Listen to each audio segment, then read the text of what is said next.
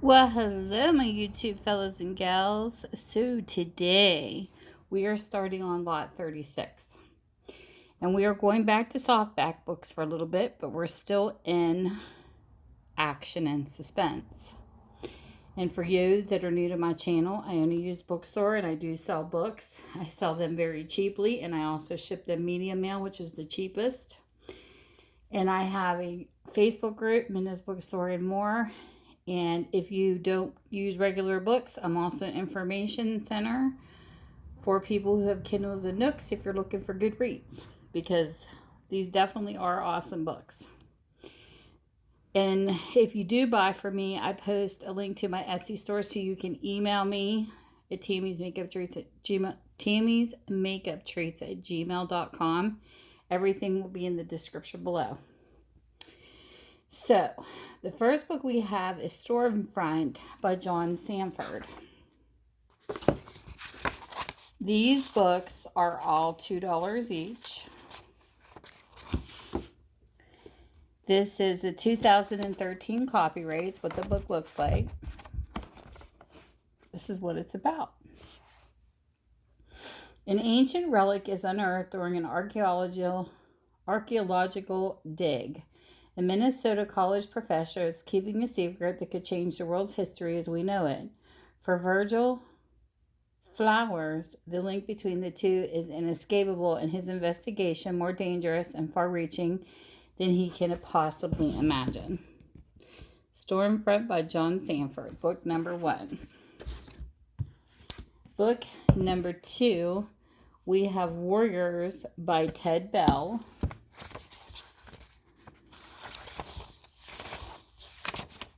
Normally I have these written down. Sometimes I have to look them up. This is a 2014 copyright. That's what the book looks like. This is what it's about. 5 years ago, a brilliant American scientist, well known in high-tech military circles, suddenly disappeared without a trace off the streets of Washington, D.C.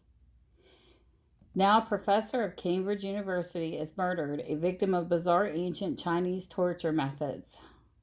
Counter spy Alex Hough teams with former Scotland Yard Chief Inspector Ambrose Congreve to find the killer. But they soon discover that this death is merely the opening gambit in a tense and lethal game of geopolitical brinkmanship.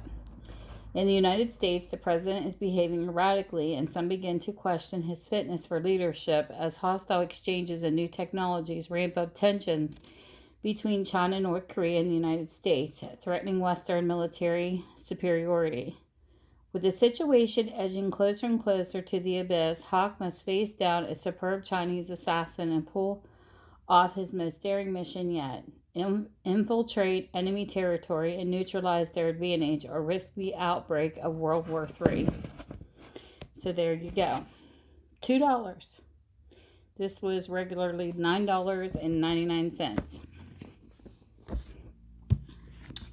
Book number 3, we have Drone by Mike Maden. The copyright on this is 2013. That's what the book looks like. This is what it's about. Troy Pierce is the CEO of Pierce Systems, a private security firm specializing in drone technologies. A former CIA SOG operative, Pierce used his intelligence and combat skills to hunt down America's enemies until he opted out, having seen too many friends sacrificed for political expediency. Now Pierce and his team choose which battles they will take on. Pierce is done with the United States government for good until a pair of drug cartel hitmen assault a group of American students on American soil. Now, U.S. President Margaret Myers secretly authorizes Pierce Systems to locate and destroy the killers who are sheltered in Mexico. Now, Pierce and his team are in a showdown with the hidden powers behind the El Paso attack, unleashing a host of unexpected repercussions. So there you go. That's book number 3. Book number 4, we have Shattered Trident by Larry Bond. This is 2013 copyright. That's what the book looks like. This is what it's about. Trailing a Chinese nuclear attack submarine, Jerry Mitchell, the new captain of the equally new USS North Dakota, watches as the Chinese boat torpedoes a Vietnamese merchant ship. Stunned by his blatant act of war, Mitchell and his crew are also perplexed. The Vietnamese vessel wasn't supposed to be there in the first place, but two mysteries are opening act in a war that blindsides the United States and quickly embroils all nations in the Western Pacific. The new Littoral Alliance begins a covert submarine campaign determined to cripple China before the nation can proceed with its plans to dominate the region. As part of a desperate attempt to give the U.S. president a chance to resolve the crisis diplomatically, Mitchell's submarine squadron is ordered to sabotage attacks on both sides. If they fail, the entire world is in danger of economic catastrophe or worse, a nuclear exchange. So there is book number 4. Book number 5, we have Sandstorm by Alan L. Lee. This is a 2013 copyright. This is what the book is about.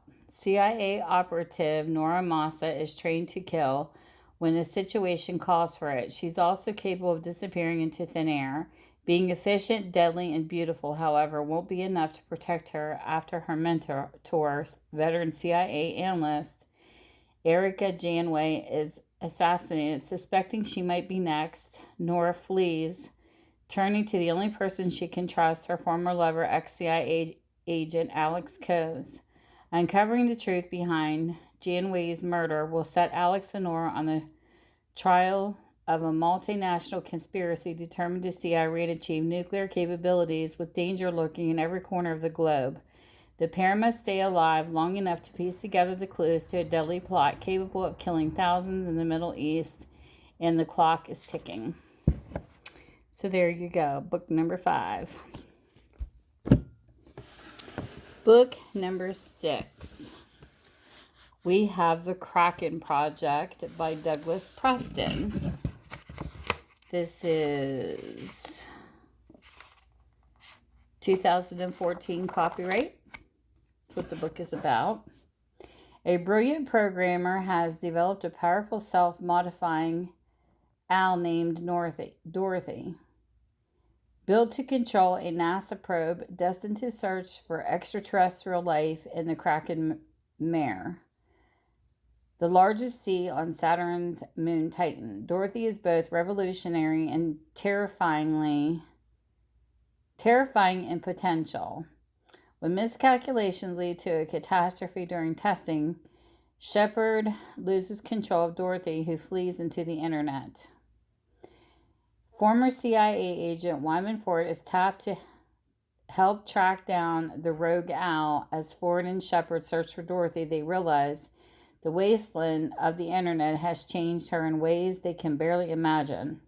They're not the only ones looking for the wayward program. Dorothy is pursued by part of the Wall Street traders who want to capture her and convert her into a high-speed trading bot. Traumatized, angry, and relentlessly hunted, Dorothy devises a plan as the pursuit converges on a deserted house on the coast of Northern California. Ford faces questions in rescuing Dorothy. Is rescuing Dorothy the right thing? Is the owl bent on saving the world or wiping out her creators? So there you go, book number 6. Book number 7, we have The Exodus Towers by Jason M. Howe. This is a 2013 copyright. This is what the book is about.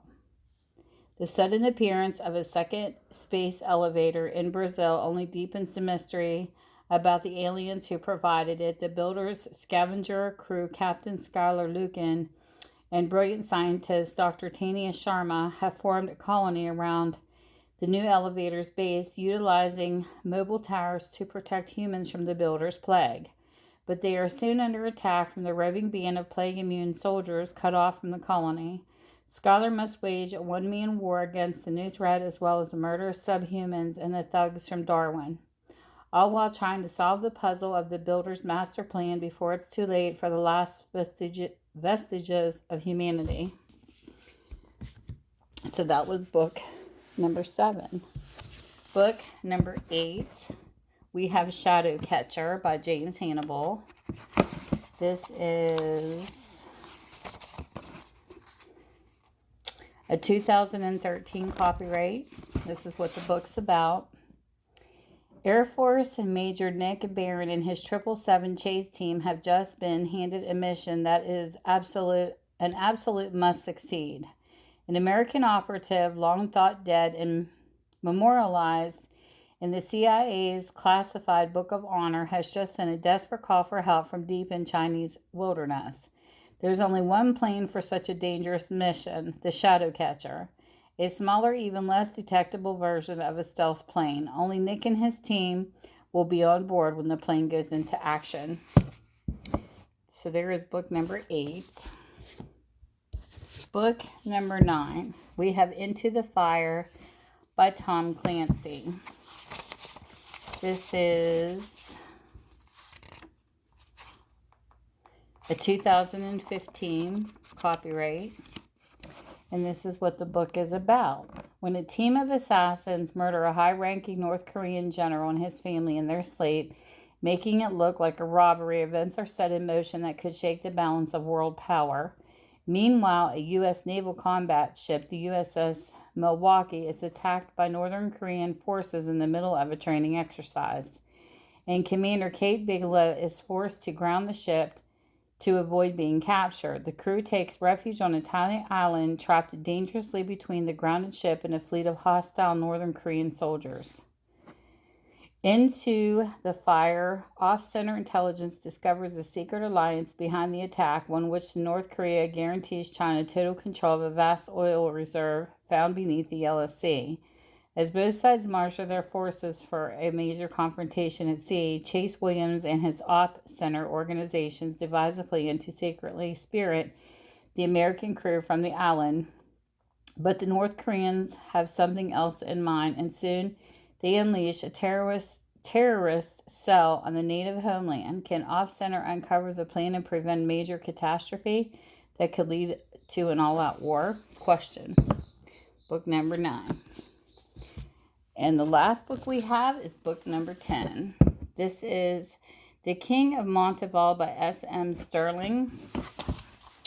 This is a 2010 copyright.